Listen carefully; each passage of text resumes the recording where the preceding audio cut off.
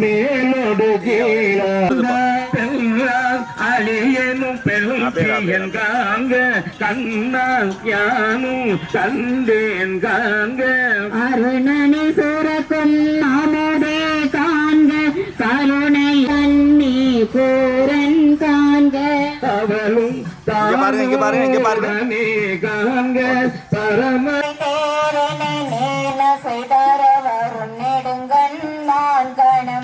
பெரும் வாயிடை பருகின்றோடும் பெருஞ்சொழி கொடுத்தே சுழித்தம் பந்தவா கருகுருதலை பிடித்தோ ஓங்கிய நண்டோடை குலத்தின் நீ கலமே மேல் மகிழ்தலை நோக்கி அருச்சனை அயலு அன்பு விட்டுட்டு தொண்டர் உழவார தந்த அண்டத்தை அரும் பேரமே கூட்டோடு குனி போவாங்க பேரமை தோழி காதலன்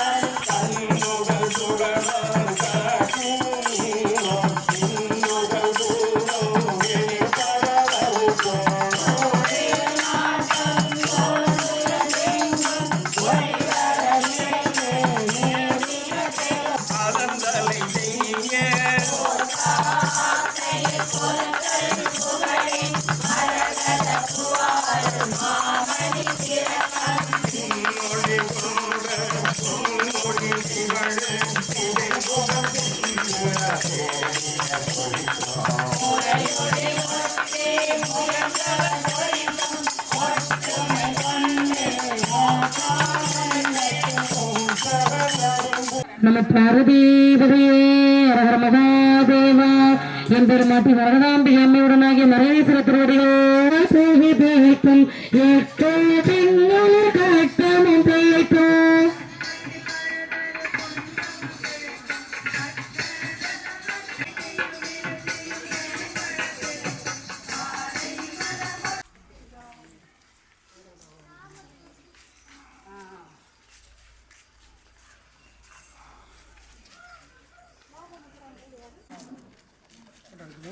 சும்மா வாங்க அப்படியே சேர்ந்து வாங்க அப்படியே பேசிட்டே வாங்க பேசிட்டு அப்படியே உள்ளே போங்க அப்படியே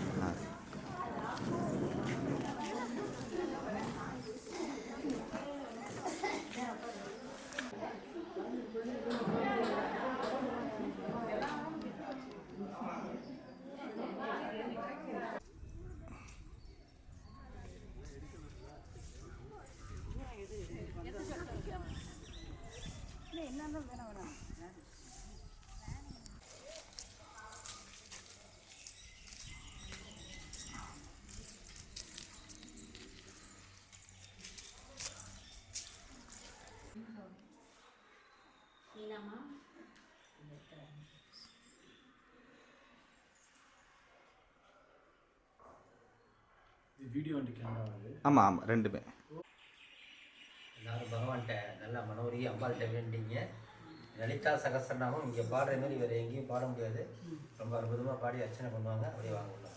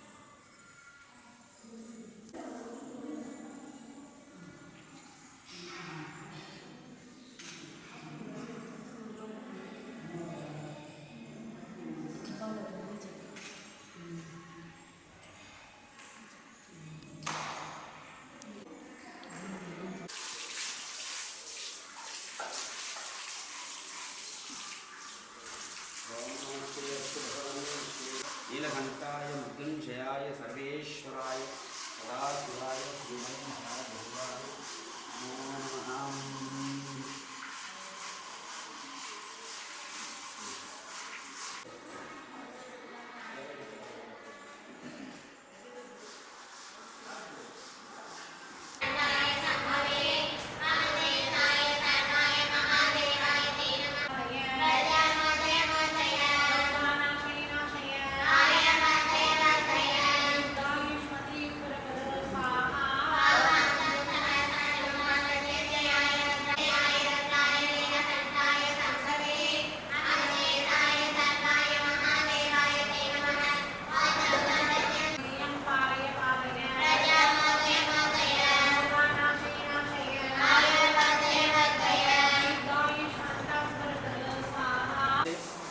இது இப்படி மாறி இருக்கிறது என்னன்னு தெரியுமா உங்களுக்கு? நான் இந்த மாதிரி சிவலிங்கத்தை ரைட் சைடு வச்சா அதனுடைய தாற்பயம் என்னன்னு தெரியுமா? ஜீவ சமாதிக்கு மட்டும்தான் அப்படி வச்சிருக்கீங்க. அப்படி இப்படி இருந்துச்சுன்னா அங்கே ஜீவ சமாதி இருக்குன்னு ஜீவ அப்படி வேண்டாம் அப்படின்னு சொல்லிடுவாங்க. அதுவும் இருக்கு. அந்த மாதிரி வந்து ஜீவன் சிவன் முக்தி லிங்கம் சொல்றது. ஆமாம், குரு அந்த மாதிரி இருக்கிறதுக்காக. ஆமாம்,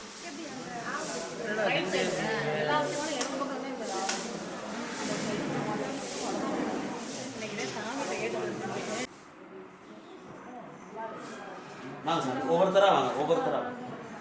நீங்கள் ஒவ்வொருத்தராக வாங்க. ஆச்சு ப்ளஸ் நீங்கள் சும்மா பாருங்க.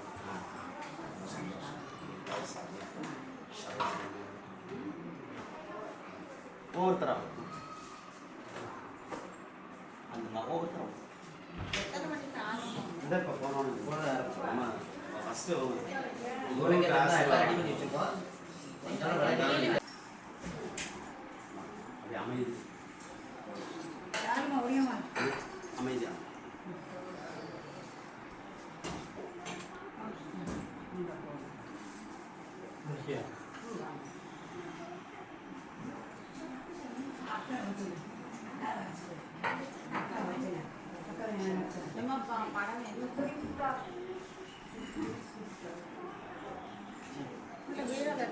பேசக்கூடாது.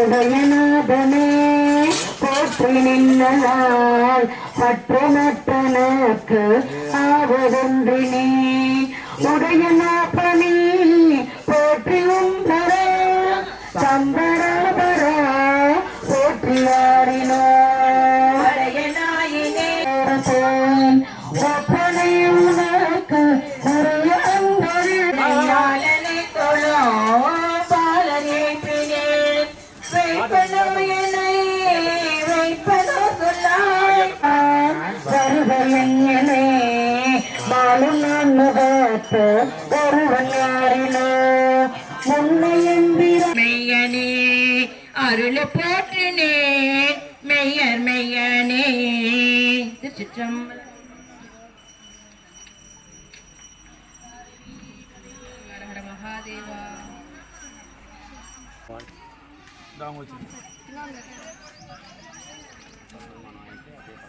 சார் நமஸ்காரம்.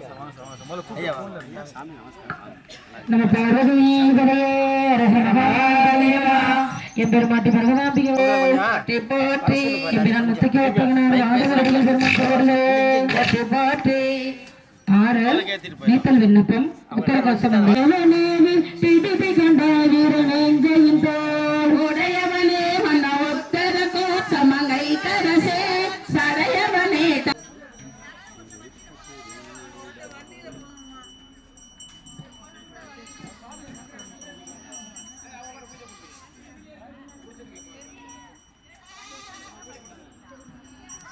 அர நம பார்வதீபதே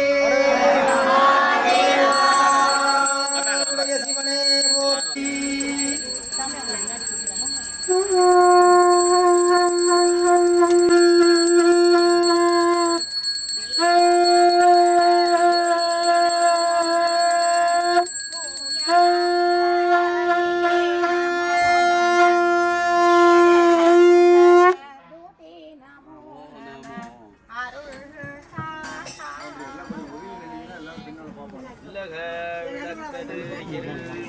உலாவது சொல்லக விளக்கது ஜோதி உள்ளது பல்லக விளக்காயமே.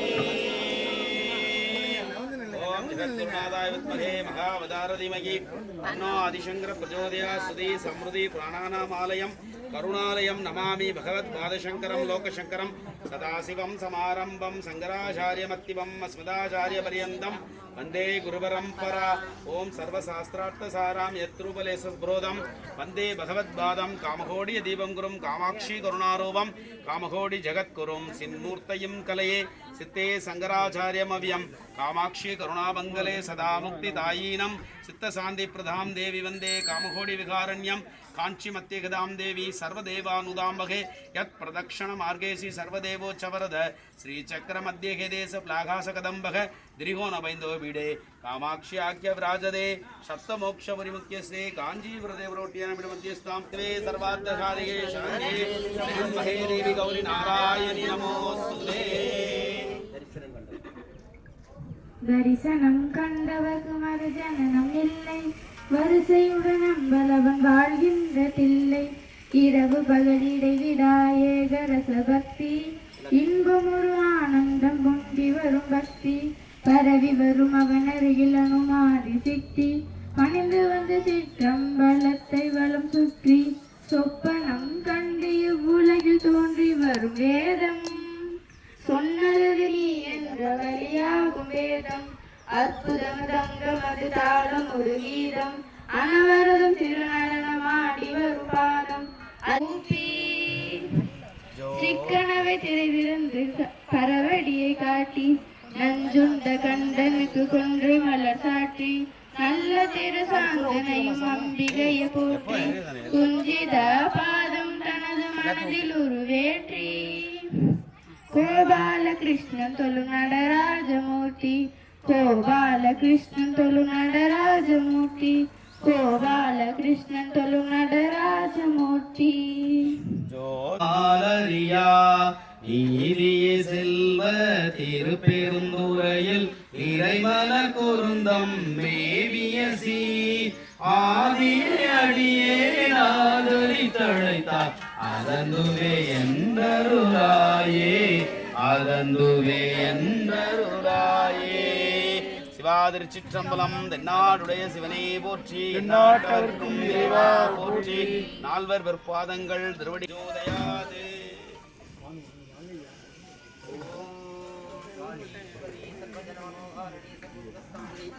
சர்வராஜவசிகிரி சர்வபுருஷாகர்ஷிணி தேவி தேவியம் தேவி சர்வரேஷ்டம் காலராத்ரிகாமினி காளிகா பரமேஸ்வரியம் காளிகாந்தாயி காயத்ரி கல்யாண காளீஸ்வரி அம்பிகையே நமஹ.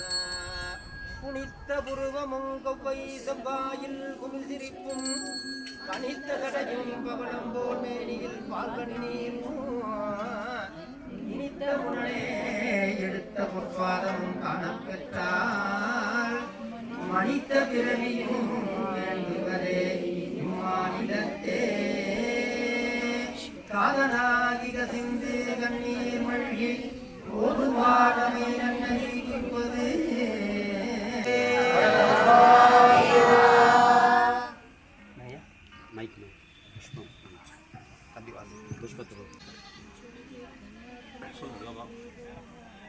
पुष्पं वेद पुष्पवान् प्रजावान् पशुवान् भवति सन्त्रमावा अपां पुष्पं पुष्पवान् प्रजावान् पशुमान् भवति य एवं वेद योऽथामायतनं वेद आयतनवान् भवति वक्नेरायतनं वेद आयतनवान् भवति मन्त्रपुष्पाञ्जलिं समर्पयामि समे कामान् कामकामाय मह्यं कामेश्वरो वैश्वानो तदादि कुबेराय वैश्वानाय महाराजाय नमः। त्रिभाक्षमुत्रं त्रिनेत्रं सुमोहं जनातरं पार्वतीवामभागं सदाशिवं रुद्रं चिदम्बरेशं कृति पालयामि।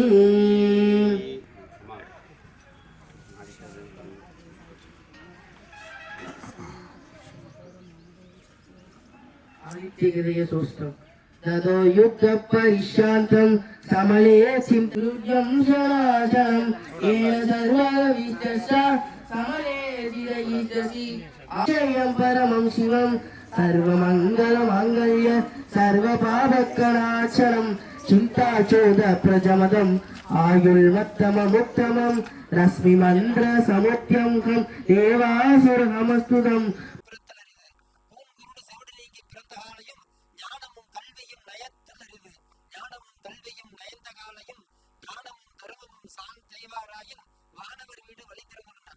மனுஷனா பிறக்கிறதே அங்கமத்தும் எத்தனையோ பிறந்து இழைச்சிட்டேங்கிறார். அப்ப நம்ம அரிதான மனித பிறவி கிடைத்திருக்கின்றது. அந்த மனித பிறவிலே பார்க்கறது கொஞ்சம் அழகா பிறக்கிறது ரொம்ப பெரிய விஷயம். அதே கை கால் ஊனம் இல்லாம பிறக்கிறது அது அதோட பெரிய விஷயம். அதுக்கப்புறம் பாத்தீங்கன்னா நம்ம காது கண்ணு மூக்கு எல்லாம் நல்லா இருக்கு வரணும், நம்ம எல்லாம் கேட்கிறோம், அது சுவையை உணர்ந்து சாப்பிடுறதுனால முடியாதவங்க நிறைய பேர் இருக்காங்க.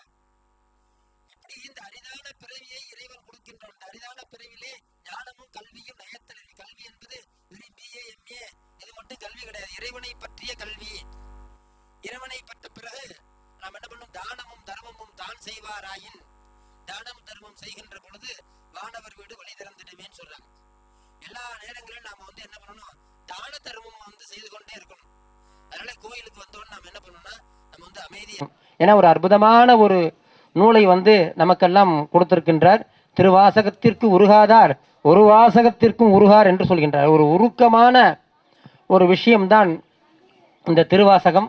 அதனால நம்ம முதல்ல எந்த ஒரு செயல் செய்தாலும் முதல்ல நம்ம ஆரம்பிப்போது யாரை வணங்குறோம், விநாயகரை வணங்குறோம். அதனால எல்லாரும் விநாயகர் பெருமானை மன உருகி வணங்குங்கள்.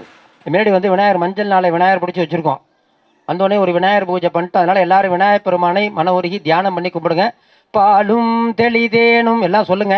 பாலும் தெளிதேனும் பாகும் பருப்பும் இவை நாளும் கலந்துனக்கு நான் தருவேன், கோலம் செய்துங்க கரிமுகத்து தூமணியே நீ எனக்கு சங்க தமிழ் மூன்றும் தா அருகிவோம். இந்த பாட்டு எழுதுன யாருன்னு தெரியுங்களா? ஔவையார் எழுதுனாங்க. இதெல்லாம் தெரிஞ்சுக்கணும், பெருசாக ஒன்றும் தெரிஞ்சுக்கணும். அப்பப்போ அதாவது கொஞ்சம் கொஞ்சமாக 4 வரி படித்தா கூட ஒரு சில திருவாசகம் கடன்னு படிச்சுட்டு போவாங்க. அப்பெல்லாம் கடன்னு படிச்சுட்டு போகணும்லாம் கிடையாது. ஏன்னா திருவாசகத்தை நீங்கள் படிச்சிங்கன்னா திருவாசகம் உங்களுக்கு கேட்டதெல்லாம் தரும். இலங்கை ஜெயராஜ் ஐயான்னு ஒருத்தர் இருக்கார், அவருடைய சொற்பொழிவு எனக்கு ரொம்ப பிடிக்கும். அவர் திருவாசகத்தை அப்படி உரி படிக்கக்கூடியது. கம்பராமாயணம் மிகப்பெரிய ஒரு சொற்பொழிவாளர். அவர் சொல்லுவார், ஒரு முறை நான் ரொம்ப அறிவாளி ஆனதுனால வருத்தப்படுறேன்னாரு. ஏன்னா அறிவாளி ஆனதுனால ரொம்ப ஆராய்ச்சி பண்ண ஆரம்பிச்சிட்டாரான். அறிவில்லாத அவன் மட்டும் கடவுளை கும்பிட்டு போகிறான். நான் ரொம்ப படித்ததுனால ரொம்ப ஆராய்ச்சி பண்ணி கடவுளை நான் ரொம்ப உருகி தேட வேண்டியா இருக்கு. அறிவுனால என்ன ஆகுது, கடவுளை தேடுவது தடைப்பட்டு போயிட்டான். இதுலங்க அறிவு சமயத்தில் கடவுளை தேடுறது கூட தடைப்படுத்துகிறோம். இவ்வளோ தூரம் போகணுமாடா, இவ்வளோ செலவு பண்ணிட்டு போகணுமா அப்படின்லாம் தோண வைக்கும். அந்த ஜெயராஜ் ஐயா என்ன பண்ணுறாரு, ஒரு முறை கம்பன் கழகத்துக்காக ஒரு இடம் வாங்கணும்னு அவர் முயற்சி பண்ணுறார். அவர் அப்போ பெரிய சொற்பொழிவாளர் கிடையாது, இப்போ நினச்சதெல்லாம் செஞ்சிருவார். அப்போ என்ன பண்ணுறாரு, ஒருத்தர் சொன்னார் அவங்கள்ட்ட ஜெயராஜ் ஐயாட்ட, நீங்கள் திருவாசகம் 51 பதிகம் படிச்சிட்டிங்கன்னா உங்களுக்கு வேணுங்கிற இடம் கிடச்சிரும் அப்படின்னு. அவர் என்ன பண்ணுறாரு, அந்த ஜெயராஜ் ஐயா நம்பிக்கையோடு, இது அவர் பேசிய சொற்பொழிவே இருக்குது, நம்பிக்கையோடு என்ன பண்ணுறாருன்னா தினமும் ஒரு பதிகமாக பாடுறாராம். 51வது பதிகம் வந்துடுச்சு. ஆனால் இடம் அவருக்கு கிடைச்ச பாடில்லை. ஐயா கோயில் மடம் கட்டுறதுக்கு இடம் தேடின மாதிரி அவர் இடம் கிடைச்ச பாடில்லை. 51வது பதிகம் நாளைக்கு படிக்கணும். அப்போ யோசிக்கிறார், நாளைக்கு பதிகத்தை படிப்போமா வேண்டாமா, படித்து இடம் கிடைக்கலன்னா திருவாசகம் பொய்யாயிடும் அப்படின்னு ரொம்ப மனம் உருகிட்டே இருக்கும் பொழுது, சரி எப்படி இருந்தாலும் படிச்சிருவோம் அப்படின்னு காலையில் எழுந்துச்சி குளிச்சு விட்டு அவர் சிவ பூஜையெல்லாம் பண்ணிவிட்டு 51வது பதிகத்தை படிக்கிறார். முக்தி நெறி அறியாத மூர்க்கரோடு முயல்வோனை, அதுவே முக்தி நெறி அறியாத மூர்க்கத்தனமா. இதை பாடி முடிச்சுட்டு முக்காவாசி பாடும் போதே காலிங் பிள்ளை யாரை தட்டினாங்களாம். சரின்னு முடிஞ்சிட்டு போய் கதவை திறந்தோன்னு அவர் சொன்னாராம், உங்களுக்கு இடம் கிடச்சிட்டுனாராம். இதுதான் சுருங்க பேசுறதுங்கிறது. யார்கிட்ட ஃபோன் அடித்தாலும் நீங்கள் நல்லா இருக்கீங்க சாப்பிட்டீங்க அதெல்லாம் அப்புறம் கேட்டுங்க, எதுக்காக கேட்டோமோ அதை முதல்ல சொல்லி முடிச்சிடணும். அவர் நேதாஜி அப்படி தான் பண்ணுவார், சாமி இந்த வேலை அப்படின்னு இந்த வேலை முடிஞ்சிட்டுருவார். எடுத்தோன்னே அதை சொல்லுவார். கண்டேன் சீதைன்னு சொன்னாராம் ஆஞ்சநேயர். அதனால சொல்லின் செல்வன் யாருன்னா ஆஞ்சநேயர் தான். அதேமாதிரி இவர் வந்தவர் என்ன சொன்னாரா, உங்களுக்கு இடம் கிடச்சிட்டுனாராம். ஆஹா திருவாசகம் ஜெயிச்சிடுச்சு. அடியன் வந்து திருவாசகம் 51 மாநாடு நடத்திடணும் அப்படின்னு ஒரு முடிவு பண்ணி அதுக்கான ஒரு பிரயாணத்தை தொடங்கும் போது 2 மாநாட்டில் என்னெல்லாம் சேர்ந்து கசக்கி புழிஞ்சிட்டாங்க. 2வது மாநாடு திருவாசகத்தை நடந்தது, திருவாரூரில் நடந்தது. அப்பயே முடிவு பண்ண 3 மாநாடாவது நடத்திட்டு விட்டுணுன்னு என்ன பண்ண 3 மாநாடு திருவாசகம். ஐயா வாங்க வாங்க. திருவாசக மாநாடு ஒரு 3 மாநாடாவது நடத்திட்டு அத்தோடு முடிச்சிருவோம். நம்மளால் அதெல்லாம் முடியாது, நம்மள்ட்ட சக்தி இல்லை. எப்போ பார்த்தாலும் ராஜலிங்கம் சார்ட்டையும் ஒருத்தட்டையாக போய் நிற்க வேண்டியா இருக்குது, சரிபட்டு வராது அப்படின்னு ஒரு முடிவு பண்ணும் பொழுது 3வது மாநாட்டிற்காக தான் சங்கரேந்திர சரஸ்வதி சுவாமிகளை சந்திக்க ஒரு வாய்ப்பு. இதுமாரி மேலூரில் ஒரு சுவாமி இருக்கார், அவரை போய் பார்த்தீங்கன்னா ரொம்ப உதவி செய்வாங்கன்னு கனகலட்சுமி அம்மா மாரி ஒரு அம்மா சொல்கிறாங்க. அந்த அம்மா சொல்கிறப்ப அவங்க ரொம்ப பரம ஏழையான ஒரு அம்மா சொல்கிறாங்க, அவங்களுக்கு சாமியை போய் பார்த்தா உதவி செய்வாங்கன்னு. எனக்கு சாமியும் தெரியாதுங்க, மேலூரும் தெரியாது. நான் வாரம் வாங்கன்னு கூப்பிட்டு போகிறாங்க. 8 மணிக்கு வந்து இரவு ஐயாவோட வீட்டில் சந்திக்கிறோம். எத்தனை மணிக்கு சந்திக்கிறோம்? சில வரலாறுகளை நம்ம வந்து மறக்கிறதுனாலே துன்பப்படுறோம். எதையுமே மறந்துடக்கூடாது வாழ்க்கையில். 8 மணிக்கு போனோன்னா அவங்க சாமி உட்காந்துருக்காங்க. வாங்க வாங்க உட்காருங்க, என்ன விஷயம் என்ன? இதேமாரி திருவாசக மாநாடு 3வது மாநாடு நடத்துகிறோம், நீங்கள் வந்து தொடங்கி வைக்கணும், வரணும், தாராளமாக வந்துடலாம். அப்போ உங்களுடைய கோரிக்கை என்ன? எப்படி பேசிகிட்டு இருக்கும்போது நான் சொன்ன திருவாசகத்தில் 51 பதிகம் இருக்குது, 51 திருவாசக மாநாடு நடத்தணும். ஐயா சொன்னார் 51 திருவாசக மாநாடு தாராளமாக நடத்திடுவோம். 50வது மாநாடு மேலூரில் நடத்திடுவோம். 51வது மாநாடு டெல்லியிலே தமிழ் சங்கத்தில் நடத்துவோம். அது மட்டும் அல்லாது மோடிஜி ஐயாவே வர வச்சு நடத்திடுவோன்ட்டார். அப்போ இதை சொல்ல வைத்தது யார் என்றால், ஐயா அதுக்கு முந்தைய எனக்கு நல்லா தெரியவே தெரியாதுங்க. இதை சொல்ல வைத்ததே இந்த திருவாசகம்தான். திருவாசகத்தை நினைத்து நீங்கள் எது படித்தாலும் அது கிடைக்கும். ஒருத்தர் ஒரு நண்பர் வந்தார், என்கிட்ட கொஞ்சம் பணம் இருக்குது சாமி, அந்த பணத்து உள்ள வீடு வாங்கணும். எப்படிங்க? அவர்கிட்ட உள்ள பணத்து உள்ள வீடு வாங்கணும், அதெல்லாம் முடியாத விஷயந்தான். இருந்தாலும் நான் சொன்னேன், ரைட்டு, உங்கள் பணத்துள்ள வீடு வாங்கிடலாம். ஆனால் எது யார் சொன்னாலும் முடியாதுன்னு சொல்ல மாட்டேன். அந்த விஷயம் எனக்கு ஆகாது. மலைக்கோட்டையை வாங்கலான்னா வாங்கலாம். தம்பி சொன்னார் மலைக்கோட்டையை வாங்கணும், வாங்கிரு. பாதி யாரும் வாங்கிட்டாங்க, நீ கொஞ்சம் வாங்கு. முயற்சி பண்ணணும். என்ன பண்ணுங்க? திருவள்ளுவர் என்ன சொல்றார்? வள்ளுவ பெருந்தகை தெய்வத்தால் ஆகாது எனும் முயற்சிதன் மெய் வருத்த கூலி தரும். இந்த மெய் வருத்த கூலி தான் இந்த 6வது திருவாசக மாநாட்டிற்கு உங்களை என்னையும் சேர்த்து இழுத்துட்டு வந்திருக்கு. இப்போ நாம் என்ன பண்ணணும்? மெய் வருந்தணும். என்ன சொல்ற? காதலாகி கசிந்து கண்ணீர் மழகி ஓதுவார் தமை நன்னறி குய்ப்பது வேதம் நான் இல்மை பொருளாவது நாதன் நாமம் நமச்சிவாயவே. அவனுடைய குழந்தை தானே நாமெல்லாம். என்ன சொல்கிறோம்? நாம் இந்து மதத்தில் மட்டும்தான் கடவுளை என்ன பண்ணுறோம்? அம்மாவும் அப்பாவுமா பார்க்குறோம். அம்மையே அப்பா ஒப்பிலாமணியே அன்பினில் விளைந்த ஆரமுதே பொய்மையே பெருக்கி பொழுதினை சுருக்கும். நம்ம பொழுதெல்லாம் சுருக்கிட்டே இருக்கோம். அதனால் இறைவன் என்ன பண்ணுவான்? நாம் வந்து கேட்டதெல்லாம் கிடப்போம். அவர்கிட்ட நான் சொன்னேன், ஓகே உங்களுடைய பணத்துக்கே வீடு வாங்கிடலாம் போங்கன்ட்டு. அப்புறம் அவரை கூப்பிட்டேன், நீங்கள் டெய்லி திருவாசகம் படிச்சுக்கிட்டே இருங்க, 51 பதிகம் முடியறதுக்குள்ளே உங்களுக்கு வீடு வாங்கி தந்துடுறேன். கடைசியில் அவர் கேட்ட பணத்துக்கு, அவர் வச்சிருந்த பணத்துக்கு கடன் வாங்காதபடி அந்த வீடு அமைந்தது. நீங்கள் எது வேணாலும் கடவுள்கிட்ட வேண்டலாம். ஒரு சிலர் சொல்லுவாங்க கடவுள்கிட்ட எதுவும் வேண்டாதுன்னு. வேண்டலைன்னா இவன் மனுஷன் கிடையாது. வேண்டலைன்னா மனிதனாக இருந்தால் எதாவது வேண்டிதான் ஆகணும். மகான்னா வேண்ட வேண்டியதில்லை, ஞானின்னா வேண்ட வேண்டியதில்லை. இப்போ மனிதன் ஏதாவது ஒன்று வேண்டணும். அவர் வள்ளலார் சொன்னார், அப்பா நான் வேண்டுதல் கேட்டு அருள் புரிதல் வேண்டும், 6 உயிர்க்கெல்லாம் நான் அன்பு செய்ய வேண்டும். வள்ளலாற்ற ஒரு பெரிய ஒரு விஷயம் என்னென்னா, வள்ளலார் வந்து முழுவதுமாகவே திருவாசகத்தை கரைச்சி குடித்தவர். அவர் வந்து திருவாசகத்தை முழுமையாக படித்தது இப்போ எப்படி படிச்சிருக்காரு, எப்படி இதை உள்வாங்கியிருக்கிறாருன்னு நீங்கள் அருள்பா பாடி பார்த்தீங்கன்னா அதில் தெரியும். அருள்பாவுக்கும் திருவாசகம் நிறைய வித்தியாசம் கிடையாது. அது 6000 பாடல், இதே அறநூத்தி சொச்ச பாட்டு, அவ்வளோதான். 6000 பாட்டு எழுதுவதற்கு இந்த அறநூத்தி சொச்ச பாட்டு தான் வந்து காரணமாக இருக்கின்றது. ஒரு பாட்டு கூட ஒரு பாடல் கூட உண்டு. முன்னம் அவனது ஊரை கேட்டேன் அப்படின்னு ஒரு அருமையான ஒரு பாட்டு உண்டு. அந்த பாட்டில் கூட பார்த்தீங்கன்னா, இறைவன் மேலே ஒரு பித்தாகி விட்டால் நாம் நினைக்கிறது எல்லாமே நடக்க ஆரம்பிச்சிடும். அதனால என்ன பண்ணுறார் வள்ளல் பெருமான்? என்ன வேண்டார்? 6 இருக்கலாம் நான் அன்பு செய்தல் வேண்டும், எப்பாரும் எப்பதமும் எங்கேனும் யான் சென்று எந்தனின் திருப்புகளை இயம்பிடல் வேண்டும், தப்பேது நான் செய்தால் நீ பொறுத்தல் வேண்டும், தலைவான் என்னை பிரியாத நிலைமையும் வேண்டும். நம்ம என்ன பண்ணுறோம்? சாதாரண உறவுகளை விட்டு பிரியக்கூடாதுன்னு இறைவன்ட்ட வேண்டுறோம். இந்த உறவெல்லாம் வந்து ஒரு பிரியக்கூடிய ஒரு உறவு தான், அது பிரியாத ஒரு உறவு கிடையாது. ஒரு முறை நான் ரொம்ப கோபமாக இருந்தேன். ஒருத்தர் என்கிட்ட வந்தார், எங்கள் வீட்டுக்காரம்மா இறந்து போயிட்டாங்க சுவாமி, எனக்கு ரொம்ப வருத்தமாக இருக்குன்னு. நானே இப்போ ரொம்ப கோபமாக இருக்கேன். அவரு வந்து அதை சொல்கிறாரு. நான் சொன்ன வீட்டுக்காரம்மா மேலே ரொம்ப பிரியமா? ஆமாம் ரொம்ப பிரியம் சுவாமி. எத்தனை வயசில் உனக்கு கல்யாணம் ஆச்சு? 25 வயசில் கல்யாணம் ஆச்சு. அதுக்கு வந்து வீட்டுக்காரம்மா பார்த்தியா? பார்க்கல. இப்போ எத்தனை வருஷம் கூட இருந்தாங்க? 20 வருஷம் இருந்தாங்க. Right, okay. 20 வருஷம் இருந்தது பத்தாதா?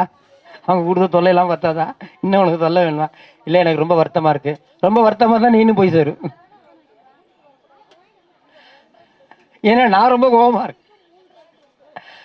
அப்போ நாம் என்ன பண்ணுறோம்? இந்த உறவுகள் எல்லாமே நம்மை விட்டு ஒரு நாள் போகக்கூடியது என்பதை உணர வேண்டும். ஒருத்தர் ஒரு கவிதை மாரி ஒரு கருத்து எழுந்தாரு. யாரையும் செத்துப்போன்னு சொல்லி நீ சொல்லிடாத, சாபம் விடாதேன்னு. ஏன்னா செத்து போயிட்டு அவன் துன்பப்பட மாட்டானா. நல்லா வாழட்டுன்னு வாழ்த்து. வாழ்ந்தாலே கஷ்டம் ஜாஸ்தி. இல்லைன்னு சொல்கிறது ஈஸியாக சொல்லிடலாம். கடவுள் இல்லைன்னு சொல்கிறான், அவன் ஈஸியாக சொல்லிட்டு போயிடுவான். கடவுள் இல்லை, கடவுளை காமி அப்படின்னு சொல்லிட்டு போயிடுவான். ஆனால் இருக்குன்னு சொல்கிறவனுக்கு தான் அதை வந்து அவன் என்ன பண்ணணும்? காட்சி நிரூபிக்கணும். அப்போ நிரூபிக்கிறதான கஷ்டம். இல்லைன்னு சொல்கிறது எல்லாமே இல்லை இல்லைன்னு சொல்லிட்டு போயிடலாம். இருக்குன்னு சொல்லும்போது அதை நாம் வந்து நிரூபிக்கணும். அதனால் வந்து இப்போ ஐயா வந்திருக்காங்க, திருநாவுக்கரசு ஐயா.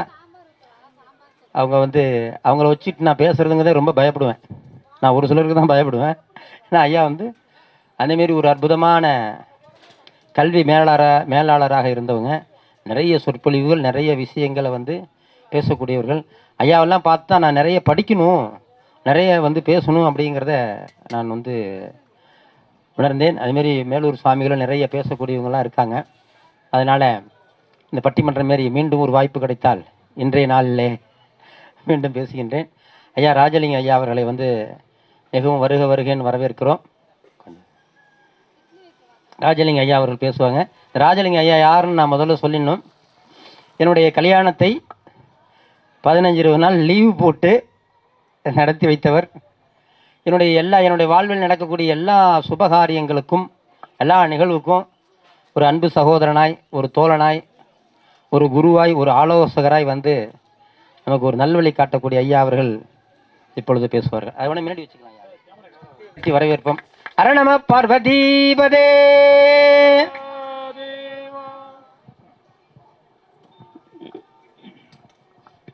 ஆறாவது திருவாசக மாநாடு மிக அற்புதமான முறையிலே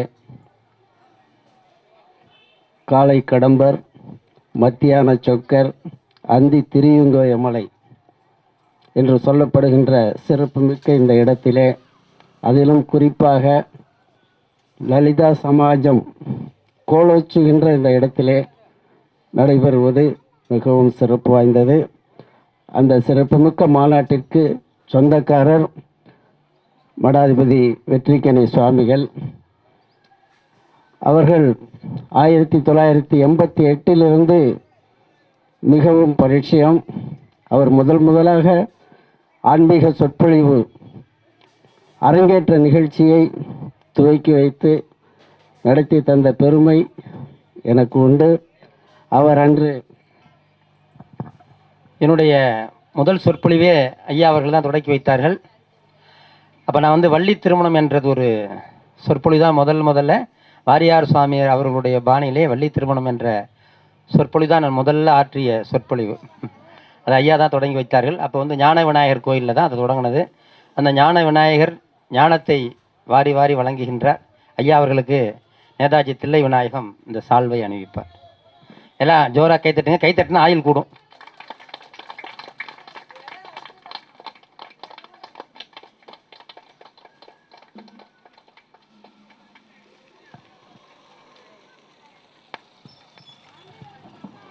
அன்றிலிருந்து படிப்படியாக கால ஓட்டத்தில் மிகப்பெரிய பரிணாமத்தை பெற்று இன்றைக்கு மடாதிபதி வெற்றிக்கணி சுவாமிகள் என்ற ஒரு மிகப்பெரிய ஒரு சிறப்போடு தன்னை சமூகத்தில் அர்ப்பணித்து சேவை செய்து கொண்டிருக்கிறார். அது மட்டுமல்ல, திருச்சி புதுக்கோட்டை சாலையில் மண்டையூர் என்னும் ஊர் அருகில் வீரம்பட்டி கல்யாண காளீஸ்வரி என்ற மிகப்பெரிய ஒரு ஆலயத்தையும் உருவாக்கி அதையும் ஸ்தாபிதம் செய்து கொண்டிருக்கிறார். அவருடைய இலக்கு திருவாசக மாநாடை மிகப்பெரிய அளவிலே படிப்படியாக இந்தியா முழுவதும் நடத்தி கடைசியாக சென்னை, அதாவது இந்தியாவினுடைய டெல்லி மாநகரத்திலே நடத்தி, அதுவும் பாரத பிரதமரை அழைத்து அந்த மாநாட்டை நடத்த வேண்டும் என்ற ஒரு இலக்கு இருக்கிறதே. அதற்காக நாம் அனைவரும் அவரை கரகோஷமிட்டு வாழ்த்தி அவருடைய இலக்கு வெற்றியடைய வேண்டும் என்று அன்போடு கேட்டுக்கொள்கிறேன். அதற்கு ஒத்தாசையாக மேலூர் சாமிகள் வந்து அமைந்திருப்பது உண்மையிலேயே மிகவும் பெருமைக்குரிய ஒன்று. முதல் மாநாட்டிலும் நான் கலந்திருக்கிறேன். திருச்சியிலே நடந்தது, உறையூரிலே, மதுரையிலே நடந்த திருவாசக மாநாட்டிற்கு சென்றிருந்தேன். அங்குதான் நமது மேலூர் சாமிகள் தங்களுடைய பங்களிப்பை நிறைந்து செய்து அந்த மாநாட்டிற்கு சிறப்பு செய்தார்கள். அது மட்டுமல்ல, அவர்கள் ஆற்றிய உரை உண்மையிலேயே முதலில் துவக்கம் எப்பவுமே மெதுவாக இருக்கும் என்று சொல்வார்கள். அந்த மெதுவாக துவக்கப்படுகின்ற எந்த ஒன்றும் பின்னாளில் மிகப்பெரிய அளவிலே அது உருவெடுக்கும் என்பது போல அவருடைய உரை வீச்சு மிக ஆழமான ஒரு உரை வீச்சாக அமைந்தது. உண்மையிலேயே என்னை மிகவும் கவர்ந்த ஒன்று. ஆகவே அவர்கள் ஒவ்வொரு மாநாட்டிற்கும் தனக்கென்று ஒரு மிகப்பெரிய ஒரு பலமான ஒரு சக்தியை கொண்டு இங்கே ஒத்துழைப்பு கொடுத்து கொண்டிருப்பது உண்மையிலேயே மிகவும் மகிழ்ச்சி. அத்தகைய சிறப்புமிக்க ஐயா அவர்களுக்கு எனது பணிவான வணக்கங்கள். அதே நேரத்தில் வெற்றிக்கணி சாமிகளுக்கு பின்னணியில் இருந்து அவரை இயக்கி கொண்டிருக்கின்ற அருமைக்குரிய சகோதரர் திரு தில்லை விநாயகம் அவர்களை நான் மகிழ்வோடு பாராட்டுகிறேன். எல்லாரும் ஒவ்வொரு குடும்பத்திலையும் ஒரு ஆணுடைய வெற்றிக்கு பின்னால் ஒரு பெண் இருப்பதாக சொல்வார்கள். ஆனால் வெற்றிக்கணி சாமியினுடைய வெற்றிக்கு பின்னால் திரு தில்லை விநாயகம் இருக்கிறார் என்று இந்த நேரத்தில் சொல்லிக்கொள்கிறேன். அவருடைய அன்பான அழைப்பு ஏற்று எத்தனையோ இங்கே பெரிய மகான்களுக்கு ஒத்த நல்ல பெரியவர்களெல்லாம் அங்கே வந்திருக்கீங்க. யாரையும் அதாவது மூர்த்தி சிறிது கீர்த்தி பெரிது என்பார்கள். அதுபோல் யாரையும் குறைத்து மதிப்பிடக்கூடாது. எல்லோருமே இந்த திருவாசக மாநாட்டிற்குன்னு நீங்கள் இங்கே குழும்பு இருக்கிறீர்கள் என்றால், இங்கே இருக்கிறது ஒரு 100 பேர் என்று வைத்து கொண்டால், நான் சொல்லுவேன், முத்தான முத்துக்கள் மட்டும்தான் இங்கே கூட முடியும். ஒருவர் 100 பேருக்கு சமானம், ஒரு சிலர் 1000 பேருக்கு சமானம். ஆகவே இந்த மாநாடு கிட்டத்தட்ட ஒரு 1000-1500 பேருக்கு சமானம் என்று சொல்லி இந்த அற்புதமான இந்த மாநாட்டினுடைய துவக்கத்திலே என்னுடைய அன்பான ஒரு சின்ன வாழ்த்துறையை நான் வழங்க காத்திருக்கிறேன். பொதுவாக வெற்றிக்கணி சுவாமிகள் அவர்கள் நிறைய விஷயங்களை சொன்னார். அந்த துவக்கத்தில் முகவுரையிலே பார்த்தீங்கன்னா உலகியல், வாழ்வியல் எல்லாத்தையும் எடுத்து சொல்லிட்டார். அதில் வள்ளலார், திருவாசகத்தினுடைய முக்கியத்துவம், வள்ளலாருடைய வரிகள், இது எல்லாத்தையும் ரொம்ப சுட்டி காட்டி ரொம்ப அருமையாக சொன்னாங்க. என்னை பொறுத்த வரைக்கும் உலகியல் அப்படிங்கிறத முதல்ல எடுப்போம். உலகியல்ல ஆசை அதிகமானால் அல்லல் உறுதி. ஆசை அதிகமானால் அல்லல் உறுதி, கஷ்டங்கள் உறுதின்னு சொல்கிறான். ஆசையை துறந்தால் அகிலமும் நம் வசம். ஆசையை துறந்தால் அகிலமும் நம் வசம். இதுதான் உலகியல். இந்த 2 விஷயத்தை நம்ம முன்னாடி நிறுத்தி நம்ம வாழ ஆரம்பிச்சிட்டோம்னா நமக்கு எந்த துன்பமுமே கிடையாது. துன்பம் என்பதே கிடையாது. இது ரொம்ப சூட்சமான 2 வரிகள் தான். அதே போல் இல்லறவியலில் 2 விஷயம், 2 வரி தான். வாழ்க்கை தத்துவமே முடிஞ்சு போயிடுது. நாக்கடங்க நலமுறும் வாழ்வு. நாக்கடங்கன்னா என்ன? நாக்குகளுடைய ருசியை கட்டுப்படுத்தினோம்னால் நமக்கு வியாதி என்பதே கிடையாது. ஆனால் உங்களுக்கு துன்பம்ங்கிறதே கிடையாது. அதுக்கு இல்லறமாக இருக்கட்டும், குடும்பத்தில் கணவன் மனைவியாக இருக்கட்டும், தாய் தந்தையரோடாக இருக்கட்டும், சகோதர சகோதரிகளோடு இருக்கட்டும், மற்ற உற்றார் உறவினர்களோடு இருக்கட்டும், பொதுமக்களோடாக இருக்கட்டும், எல்லோரிடத்திலும் இந்த வாக்கடங்க வளமுறும் வாழ். ரொம்ப நல்ல மனுஷன், தங்கமான மனுஷன், வாயே பேச மாட்டான். அப்படி இருந்தால் அவருக்கு ஏதாவது துன்பம் வருமா? வரவே வராது. ஆனால் அவங்ககிட்ட வாயை கொடுத்தா போச்சு, எதையோ ஒன்று சொல்லி வம்பிழுத்துருவோம் அப்படின்னு சொன்னால் அதுக்கு என்ன துன்பம்? பொதுவாக வந்து என்னுடைய அனுபவங்கிறத விட பரவலான இதில் வந்து ஒரு சொல்லுவாங்க, கணவன் மனைவி மத்தியில் சண்டை வரும்போது கணவன் வார்த்தை பிரயோகத்தை விட்டாங்கன்னா அது வந்து கிணத்துல போட்ட கல் மாதிரியாம். அது கிணத்துல போட்ட அந்த நேரத்தில் படக்குன்னு ஒரு சவுண்டு வரும், அதோடு ஆஃப் ஆகிடும். ஆனால் அது கணவன் விட்டு, அதாவது மனைவி வந்து கல் போட்டால் இது கன்னத்தில் போட்ட கல் மாதிரி. ஆனால் கணவன் ஒரு கல்லை தூக்கி போட்டால் அது வந்து தேன் கூட்டில் போடுற கல்லுன்னு சொல்லுவாங்க. தேன் கூட்டில் போடுற கல் கிட்டத்தட்ட அது அவ்வளோ ஈஸியாக அடங்காது அப்படின்னு சொல்லுவாங்க. அது எந்த அளவுக்கு நிறைய பேர் சொன்ன அந்த விஷயங்களை நான் சொல்கிறேன். கிட்டத்தட்ட மணிக்கணக்கில் போகும் அந்த பிரச்சனை இல்லறத்தில். இது வந்து எதுக்காக சொல்கிறோன்னா, நாக்கடங்க நலம்பெறும் வாழ்வு, வாக்கடங்க வளம்பெறும் வாழ்வு. அதனால தான் வந்து ஐயா சொன்னாங்க, அரிது அரிது மானிடராய் பிறத்தல் அரிது, கூன் குருடு செவிடு பேடு நீங்கி பிறத்தல் அதனினும் அரிது. இது ஔவையார் சொல்லியிருக்காங்க.